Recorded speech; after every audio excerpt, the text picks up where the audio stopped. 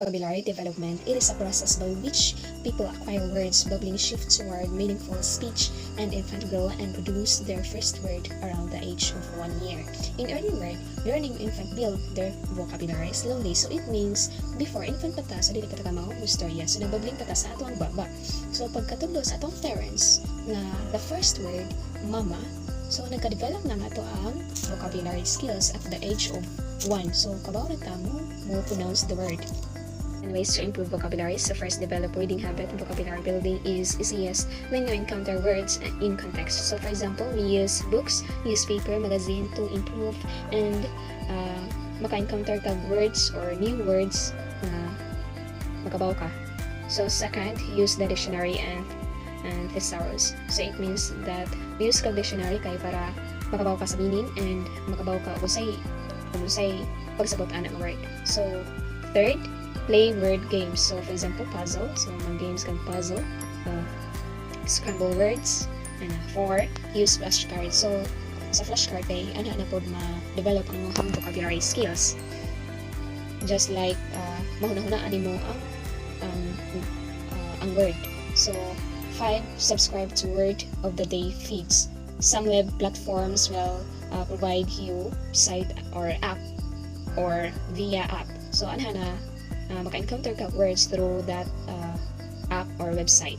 So use mnemonics. Use mnemonics. 6, the study of development of system for improving and assisting the memory. If you difficult to memorize or to know the word, so use the techniques or to recall the word. Example is the word of PEMDAS. So P, parenthesis, E, exponent, M, multiplication, D, division, A, addition, S, subtraction. So that is the techniques kay para makabaw ka sa sunod na word o maka-memorize ka sa word o makasabot ka. So 7, so practice using new word in conversation. So as a group of friends, so kailangan ka nang ma-fit mo ang word na imong gigamit o kailangan na kay new word na magamit kay para ma-improve din mo ang bahang vocabulary o bahang gipuno nga word, kailangan kabaw ka o sa meaning ana o ma-fit sa imong conversation.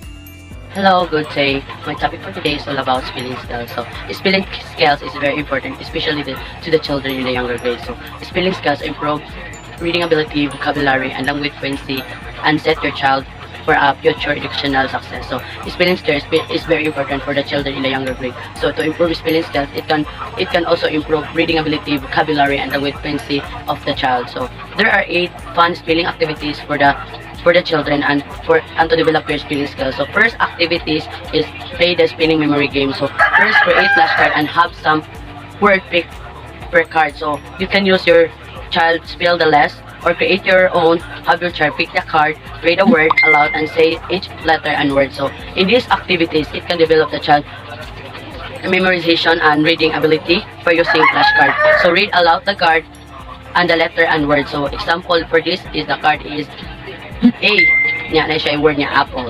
B, na siya yung word na ball. Second one is sound it out. So say a word out of your child and then write word what he or she heard. So in these activities, it can develop of the child listening comprehension.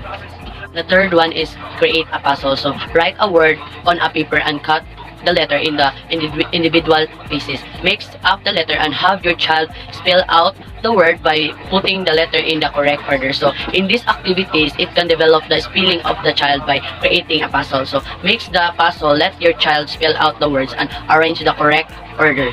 So the fourth is try rainbow writing. So have your child spell word by using different color pen, pencil, or crayon for each letter. So these activities can develop memorization by using colors, pencil, or crayon. Try it to your child and to develop their spelling skills by using color. So the fifth activities is trace, write, and remember. So create 3 columns in the shade of paper, lever your column, trace, and 1 copy and 1 remember. So the example of these activities is the dog bark in the playground.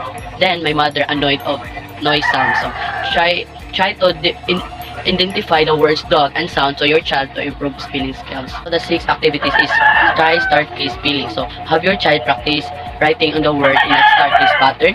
Start with the first letter of the word in the one line and add more and more letter on the next line and continue until the words complete. So in these activities, develop writing and reading ability of your child. For example, it is W, the next letter is R, then I, then T, then A. So the word complete is right. The 7 activities is create word swatter. Create a word swatter for the child using apply swatter or kitchen spatula. Working from a list from the word, have your child look through book, magazine, and print material. So in these activities, develop the understanding of the children by using spatula or anything for identify the words and SWOT for the child. So or what he or she is saying.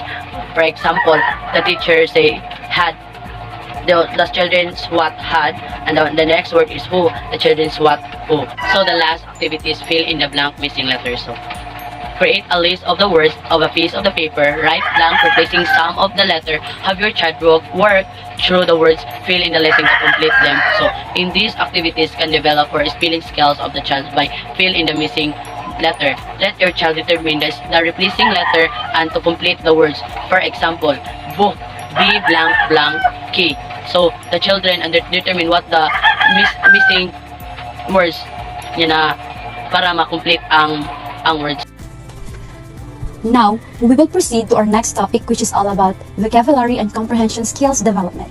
But before I will start with my proper discussion, I will give you a short activity first, which is what we call Match Me. So simply, there are 2 columns, A and B. So what you are going to do is that you are going to match the words in letter A with its correct definition that can be found in column B. So, let's try answering it. How many correct answers did you get? The way you answer the activity shows how wide your vocabulary is. So what is that, a vocabulary?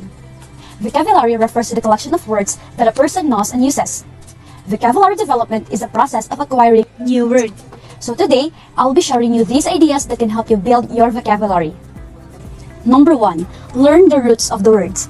So for us to build a strong foundation of our vocabulary, it's helpful for us to understand the roots of words. Some words have common roots like suffixes and prefixes, and that helps us determine what's the meaning of the word might be. Like for example, when a word has a root word doc, means to make or lead, you can assume that the root refers to that Latin definition, and you will see that the root in these words like produce. So let's have another examples.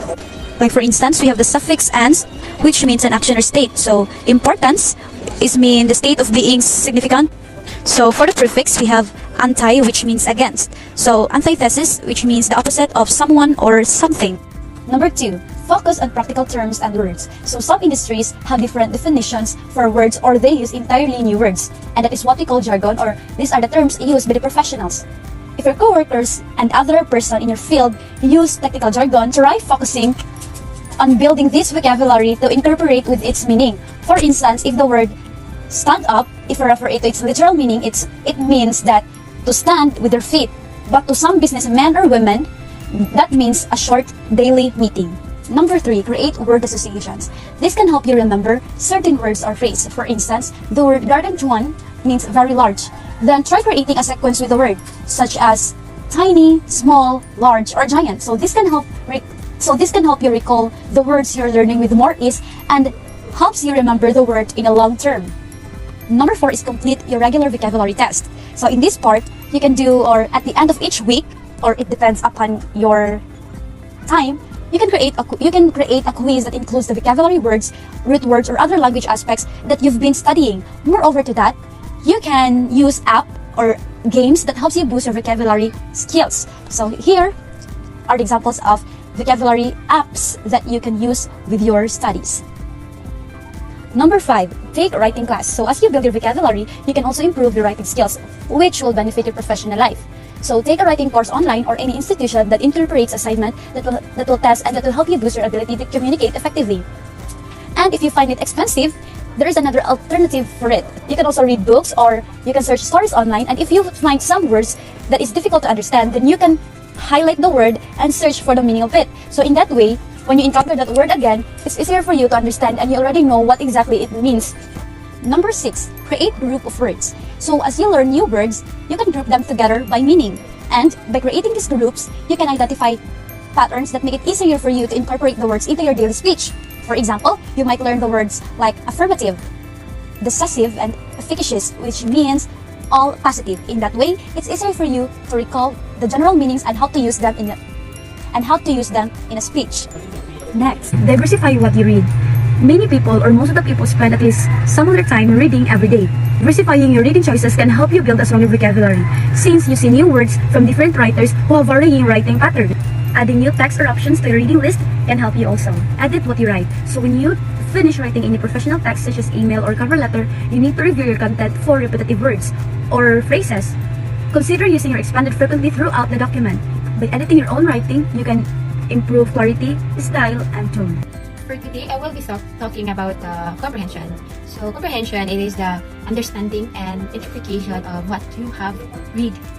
So reading comprehension can be challenging for a lot of reasons. Nga naman, because you need to understand sa imuhang gibasa. So here are the 6 essential skills needed for reading comprehension. Number 1 is decoding. So decoding is a vital step in the reading process because the kids use the skill to sound out words they've heard before but haven't seen written out. So like for example, no, kung nakasabalay, so nakaigsoon na mag-practice of magbasa. Like for example, ng a, i, u, o. So ang bata nga makadungan na, makibaw siya na. Ang sound di ay sa letter A is a. So mana ang decoding. Next is the fluency. To read fluently, kids need to instantly recognize the words that include the words they can sound out. Like for example, dili sila kabawan ng words. So maglisod sila o pagbasa na. The next, the main way to help students to build fluency is through practice reading. So pagkuhan ko lang diyan na nila mabuild sila if mabuild na nila ang ilang fluency if nagpractice sila of reading. Like for example, naasad ang parents nga mo tutusan sa bata kung unsaon na siya pag-pronounce. O kanang sa kuan pod pagpabasa pod ana dapat kuan gyud sila tumong sad sa bata sa ilahang edad. Vocabulary, to understand what you're reading, and you need to understand most of the words in the text. So di ba na jud tay times no nga dili kay nato masabtan ang words no. So ato siyang i-research baron or nangutan na ta sa mas nakahibaluan na. So tungod truan na sad ang bata pod maka-learn siya tungod pod kay nangutan naman siya sa iyang parents baron or teacher kung unsa na nga words, unsa nagbuot pasabot. So ana ang bata so na siya yung mga vocabulary ana kay ba na siya kung unsa na nagbuot pasabot ana. So no, the more words kids are exposed to, the richer their vocabulary become. So di ba if bata sige lang siya og basa daghan siyang mga words nga dili kanya nasabtan nya sige siya search ana or mangutan na siya or mangita siya meaning ana abot unsay but pasabot ana. So mas daghan iyang words or daghan iyang vocabulary nga nahibaw-an. This is the sentence construction and cohesion. So understanding how sentences are built makes seems like a writing skills. Example of the sentence construction and cohesion is like the teacher can work with students on connecting two or more thoughts through both writing and reading. So kana pa lang kayo nga na-connect na siya sa duha ka thoughts or more than two of thoughts. So, like basa o writing. So diyan na nimo ma-apply mo ang kaning sentence and construction and cohesion. Next is the reasoning and background knowledge. Unsa man siya? So it is important for kids to have background or prior knowledge about the world when they read. Diba kung kita mubasa ta ana kanang basahon so makarelate ta sa ato ang gibasa. So to help your child, they can build knowledge through reading, conversation, movies and TV shows and art. So kana pa lang so through ang reading, conversation and movies background na sa bata, na siya background to kanang makahibalo ana. So like for example, a child is reading a story about a poor family in 1930s. So sa pagbasa pa lang sa bata ana is siya naka-provide na siya og insight about unsay nahitabuan na sa story o kana pod makabatas makahimo siya og or nakakuan siya og kanang background knowledge to make conclusions sad. Last one is working memory and attention. So unsa ang executive function?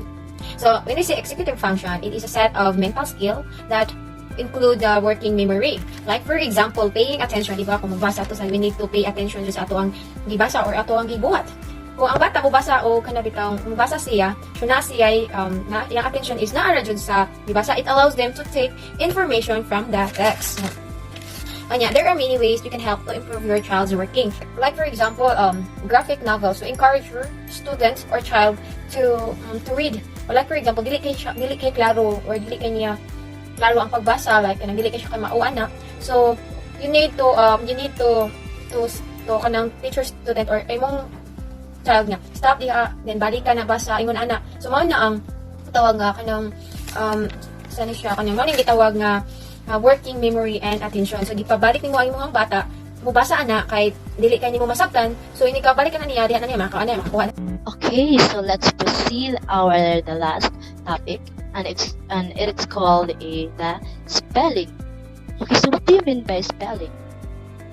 Okay, so when we say spelling, it is a forming of words from letters accordingly to accepted usage or orthography.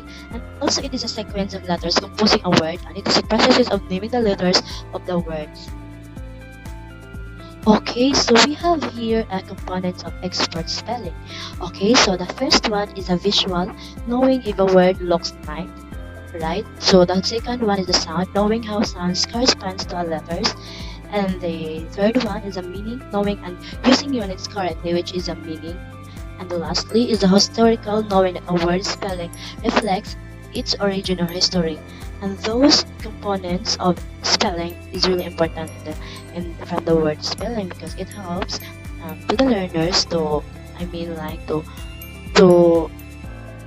manipulate or to examine the corresponds the meaning of the word, which is that spelling of that word.